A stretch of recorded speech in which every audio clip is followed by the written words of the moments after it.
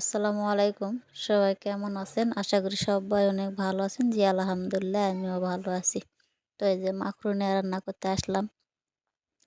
যদি আমি ১ম থেকে ভিডিওটা দেখাতে পারিনি, অনেক দুঃখিত। তো কারণ কি, আমি অসুস্থ, এইজন্য ১ম থেকে ভিডিওতে দেখাতে পারিনি। তো ভাবলাম যে অল্প একটু তো ভিডিও দেওয়াই যেতে পারে।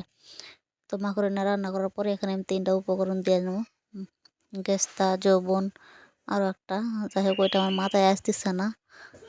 তো এইভাবে আমি সুন্দরভাবে উপকরণগুলো মিশিয়ে নেব। মিশিয়ে নেওয়ার পরে আমি মাখনের উপরে দিয়ে দেবো। দিয়ে দেওয়ার পরে ওইটা আবার মিশিয়ে দিয়ে দেবো।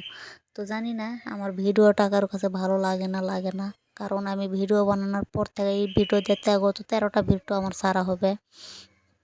তো আর ভিডিওতে লাইক তো যাই হোক 2টা 4টা তো আসছে, কিন্তু কমেন্ট একটাও আসে নাই। কেন জানি না আমার ভিডিওটা কারোর কাছে ভালো লাগে না।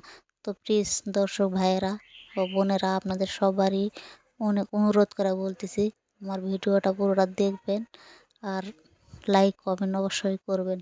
আর আমি কিন্তু তেমন লং ভিডিও দিই না, আমি খুব শর্টকাটে ভিডিও দেওয়ার চেষ্টা করি। তো আমি সবাইকে সাপোর্ট করি, কিন্তু কেউ আমাকে সাপোর্ট করে না, যার কারণে আমার মনটা খুবই খারাপ। তো আমার ভিডিওটা প্লিজ আপুরা ভাইয়েরা যদি ভালো লাগে লাইক কমেন্ট শেয়ার করতে কিন্তু ভুলবেন না।